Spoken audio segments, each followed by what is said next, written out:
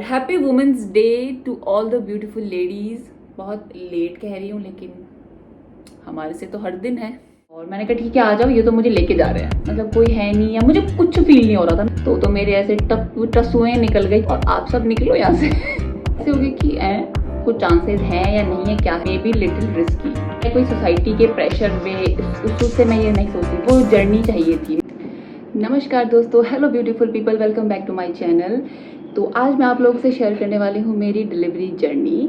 तो जब मैं प्रेग्नेंट थी, मैं सर्बिया में थी और सबसे पहले तो मैं गेस करती हूँ कि आप अपने 9th मंथ आपका स्टार्ट हो चुका है और आप मेरी वीडियोस देख रही हैं, तो सबसे पहले तो एक गहरी सांस ले लीजिए। शांति, जी हाँ, आपको अपने आप को एकदम शांत रखना है अपने लास्ट मंथ में। तो सबसे पहले मैं आपको एक एडवाइस देना चाहूँगी कि आप अपनी प्रेगनेंसी के स्टार्ट से ही अपने माइंड को दोनों चीज़ों के लिए हमेशा प्रिपेयर करके चलो, नॉर्मल डिलीवरी के लिए भी और सी सेक्शन के लिए भी, क्योंकि हमें नहीं पता कि हमारा पूरी जर्नी में कब क्या हो जाए, है ना। तो ज़्यादा बात नहीं करती हूँ, अपनी बात बताती हूँ। दोनों चीज़ों के लिए मैं प्लान थी हमेशा से कि नॉर्मल हो गई तो बहुत बढ़िया, सी सेक्शन होगा तो भी बढ़िया। जो मेरी एक फैंटेसी थी, मतलब फैंटेसी इन द सेंस कि कोई सोसाइटी के प्रेशर में उससे मैं ये नहीं सोचती थी, लेकिन मुझे बड़ा वो था कि नॉर्मल डिलीवरी हो, वो पेन और वो सब, मतलब मुझे वो जर्नी चाहिए थी। मैं इसलिए नॉर्मल डिलीवरी को बहुत सोचती थी, बोलती थी कि मेरी नॉर्मल डिलीवरी हो। और भगवान की कृपा से मेरा बिल्कुल सारी प्रेगनेंसी मेरी बिल्कुल नॉर्मल थी, कोई कॉम्प्लिकेशन कुछ नहीं था। लेकिन आपको नहीं पता कि आपका लास्ट मोमेंट पे क्या से क्या हो सकता है। डिलीवरी का टाइम आया जब मेरा 9th मंथ स्टार्ट हो गया और उसके बाद मतलब बोलते हैं कि अगर आपके 10 दिन ऊपर हो गए तो अब आप की डिलीवरी हो सकती है। वो सेफ साइड होता है, मतलब सेफ टाइम है, डिलीवरी हो जाए तो नो प्रॉब्लम।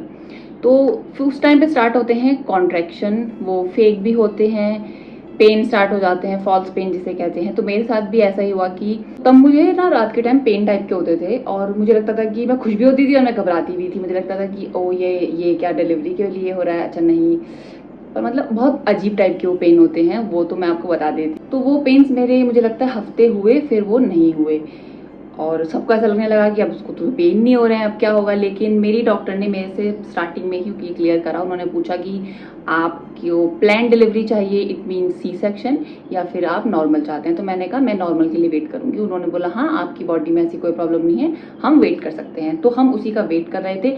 वेट करते करते 9 मंथ पूरा कंप्लीट हो गया। थोड़े बहुत ये फॉल्स कॉन्ट्रैक्शंस हुए मुझे, फिर कुछ नहीं हुआ। फिर मैंने आपको जैसे अपनी लास्ट वीडियो में बताया था कि मुझे एक वजाइनल इन्फेक्शन हो गया था, कैंडिडा, मैं फिर उसका नाम भूल गई। उस इन्फेक्शन में ड्यूरिंग प्रेगनेंसी तो आपको कोई हार्म नहीं है, लेकिन डिलीवरी के टाइम आपकी नॉर्मल डिलीवरी होती है, तब डॉक्टर ने बोला था कि that may be little risky. तो लेकिन लास्ट तक मेरा वो नॉर्मल हो गया था, मतलब मेरा वो ठीक हो गया था। तो मेरा वो भी एक चीज़ ख़त्म हो गई थी कि मेरा कोई उसका रिस्क नहीं था। फिर उसके बाद मेरे 9 मंथ से 10 दिन भी ऊपर हो गए, मुझे इस ऐसे कोई मेजर पेन या कोई डिस्चार्ज में चेंज कुछ भी मेरे साथ नहीं हो रहा। और मैं सोच रही कि ये क्या हो रहा है, मतलब मैंने तो खुद को ऐसा, मैं पढ़ ही नहीं रही हूँ, मेरी बॉडी इतनी एक्टिव थी, तो मतलब क्यों ये कुछ साइन नहीं दे रही है बॉडी डिलीवरी के। फिर हम तो वेट कर रहे थे, मैं हर बार जाती थी, डॉक्टर बोलती थी कोई ओपनिंग नहीं है, कुछ नहीं है। ऐसे होते होते 10 दिन निकल गए। फिर पूरी फैमिली में मतलब सबने आपस में से डिस्कस किया, मेरी सिस्टर्स ने स्पेशली बोला कि अब वक्त आ गया है कि तुम्हें सी सेक्शन करा लेना चाहिए, क्योंकि इतना वेट नहीं करना चाहिए। मेरी मदर इन लॉ ने भी यही सजेस्ट किया कि बेटा बहुत दिन हो गए हैं, अब मतलब वेट करो। तो सबने ही एकदम से मेरे साथ ऐसा हो गया कि अब सी सेक्शन होना है। डॉक्टर के पास गई, वो तो हर हफ्ते मतलब बुलाती रहती थी और जब भी कोई प्रॉब्लम हो आ जाओ, तो सब ऐसा होता ही है। तो जब मैं गई तो सबने बोला था कि क्लियर पूछ के आओ डॉक्टर से कि मतलब कुछ चांसेस हैं या नहीं है, क्या है। डॉक्टर से पूछा कि मतलब वो मुझे बोलती, वो चेक करती थी वजाइना में, फिंगर्स के थ्रू चेक करते हैं कि ओपनिंग है नहीं। उन्होंने बोला कि कोई ओपनिंग नहीं है। मैंने उनसे पूछा कि क्या चांसेस है आपको, डॉक्टर क्या लग रहा है। तो डॉक्टर ने बोला कि आपका वजाइना इतना टाइटली क्लोज्ड है जैसे कि 3-4 मंथ की प्रेगनेंसी हो। और उन्होंने बोला कि मुझे नहीं लगता कि आपका नॉर्मल लेबर पेन होंगे, और मुझे ये भी नहीं लगता कि अगर हम आपको पेन इंड्यूस करेंगे तब भी आपको नॉर्मल डिलीवरी हो पाएगी। और ऑनेस्टली उस टाइम मुझे एकदम से धक्का सा लगा कि मेरी नॉर्मल डिलीवरी क्यों नहीं होगी। मतलब मुझे ऐसा लगा था कि मेरे साथ तो सब कुछ नॉर्मल था।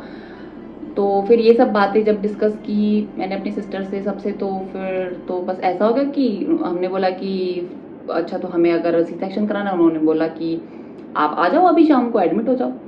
तो भाई मेरी चाची और विशु आया हुआ था, तो हम लोगों ने पूरी प्रिपरेशन कर ली कि ठीक है, हमने कहा चलो भाई शाम को एडमिट होना है। तो सबने अपने बैग वैग पैक कर लिए। ये बड़ी फनी स्टोरी है क्योंकि मैं मतलब इंडिया में नहीं थी। इंडिया में तो यही होता है ना कि सब बैग पैक करके चलते हैं डिलीवरी कराने, तो हमने भी उसी माइंड सेट से सबने अपने बैग वैग पैक कर ली। और वहां जाके मेरे साथ इतना बड़ा धोखा सदमा मुझे लग गया। उन्होंने बोला कि पेशेंट को छोड़ो और आप सब निकलो यहाँ से। थोड़ी देर के लिए तो हम ऐसे हो गए कि तो उन्होंने बोला कि आफ्टर कोविड हमारे हॉस्पिटल का या सब पूरे इस रीजन में ये रूल है कि सिर्फ पेशेंट ही हॉस्पिटल में एडमिट होगा, उसके साथ और कोई नहीं हो सकता। और मैं आपको एक बात बता देती हूँ कि जैसे हस्बैंड ड्यूरिंग डिलीवरी या सी सेक्शन अलाउड होता है, उसके लिए शिव का उन्होंने कुछ सलाइवा का टेस्ट किया था, कुछ नॉर्मल वायरल तो नहीं है, तो उनका कुछ वो गड़बड़ आया था, तो भैया वो साहब जी भी उसके लिए अलाउड नहीं थे। और लास्ट मोमेंट पे जब अचानक से मेरा सी सेक्शन का प्लान हो गया, तो उन्होंने शिव ने पूछा कि मतलब मेरा, तो उन्होंने बोला कि आपका तो वो क्लियर नहीं है तो आप नहीं हो सकते।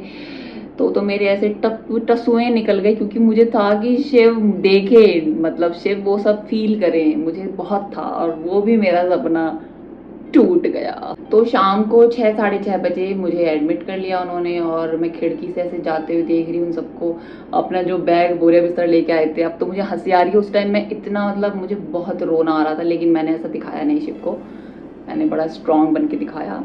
और मुझे नहीं पता कि कहाँ से ऐसी हिम्मत आ गई, मुझे ऐसा कुछ फील नहीं हुआ कि मैं दूसरे देश में हूँ और मैं अकेली एडमिट हो गई हूँ, कुछ नहीं।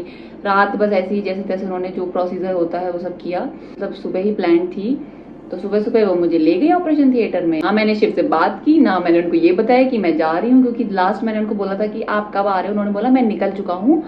और मैंने कहा ठीक है आ जाओ, ये तो मुझे लेके जा रहे हैं। और बस मैं चली गई। अरे वो क्या होता है, एनेस्थीसिया जिन्होंने दिया था वो थोड़ी ओल्ड एज लेडी थी, बड़ी प्यारी थी, मेरे को ऐसे माथे से वो करती रही। मैं ना बिल्कुल ऐसे स्ट्रॉन्ग, और मतलब मेरे माइंड में कुछ नहीं था, मैं मतलब ब्लैंक सी थी। और ना मुझे कुछ ऐसा हो रहा था कि मतलब कोई है नहीं, या मुझे कुछ फील नहीं हो रहा था, मैं एकदम ब्लैंक, मेरा ऑपरेशन हो रहा है, मैं एकदम ब्लैंक हूँ। और बट द मोमेंट एकाक्ष की डिलीवरी हुई, वो रोया, मेरे तो आंसू निकल गए। मतलब मैंने कुछ ऐसा इमेजिन भी नहीं करा था कि मैं रोऊंगी, पर ऐसा मतलब मुझे इतना रोना आ गया। और फिर उन्होंने मुझे दिखाया, लाल हुआ पड़ा एकदम ये, और ऐसे रो रहा था। मैंने इसको प्यार करा, बस ऐसे मेरी डिलीवरी हो गई। फिर उसके बाद भी फिर वो थोड़ा ऑब्जर्वेशन में रखते हैं, वो रखा उन्होंने। और फिर एकाक्ष को मेरे पास लेकर आए, फिर मैंने उसको अच्छे से देखा, फिर मुझे इन्होंने रूम में शिफ्ट करा। फिर पूरा प्रोसेस के बाद आए मेरे पति देव, मेरे शिव मेरे पास, और फिर वो एकाक्ष को मिले। और उसके बाद मैं 3 दिन हॉस्पिटल में रही थी, और उसमें भी कोई मेरे पास नहीं आ सकता था, रह नहीं सकता था। उसमें भी ये था कि शिव आते थे, और वो मतलब कुछ घंटे के लिए अलाउ थे, दिन में 1 बार। और बस बेचारे शिव ने 3 दिन ऐसे ही निकाले, शाम को आते थे, हमसे मिलते थे, और फिर जब वो जाते थे मुझे बड़ा दुख होता था। और बच्चा भी मतलब आपके पास इतना होता नहीं है, फीड कराने के लिए वो लोग लेके आते थे, तो वो पूरा उनका वो था, जोर देते थे कि आप भाई फीड कराओ। तो उसको बच्चे को वो 3-4 टाइम मतलब 3-4 बार दिन में ले आते थे, लेकिन फिर भी वो मुझे कम लगता था। तो बस ये हुआ मेरा डिलीवरी का सेशन ओवर। मेरी बेबी आ चुका था, डिलीवरी हो चुकी थी। तो वीडियो बहुत लंबी हो जाएगी। तो ड्यूरिंग डिलीवरी मेरे साथ मेरा क्या क्या मेरे साथ खान पान रहा था विदेश में, वो उसका टाइटल स्पेशल बैठेगा, क्योंकि वो बड़ा ही इंटरेस्टिंग है। तो उसके लिए मैं दूसरी वीडियो डालूंगी। और आपने अगर ये वीडियो पूरी देखी है तो थैंक यू सो मच। और प्लीज़ मेरी वीडियो को लाइक शेयर सब्सक्राइब कर दीजिए मेरे चैनल को। मैं इसी तरह से अपने लाइफ एक्सपीरियंस अब आपके साथ शेयर करूंगी। शॉर्ट्स के थ्रू मैं आपको मेकअप वीडियोस, रिव्यूज़ चीज़ों के, कुकिंग की शॉर्ट्स, ये सब आप देखते रहेंगे। और व्लॉगिंग भी मैं ज़रूर डालती रहूँगी, लेकिन व्लॉगिंग थोड़ा सा बोरिंग और मोनोटोनस ना हो जाता है ना, कुछ ऐसा इंटरेस्टिंग होगा तो मैं व्लॉगिंग भी ज़रूर डालूंगी। I think that's it for this video. और आपकी डिलीवरी होने वाली है तो best wishes to you. Mentally strong रहना। देखिए मैं अपना बच्चा अकेले हॉस्पिटल में जाके डिलीवर कर लिया, ऑपरेशन करा लिया, तो आप भी करा सकते हो, कोई भी करा सकता है। आप माँ हैं, आप कुछ भी कर सकती हैं। बाय बाय और मिलते हैं नेक्स्ट वीडियो में। टाटा।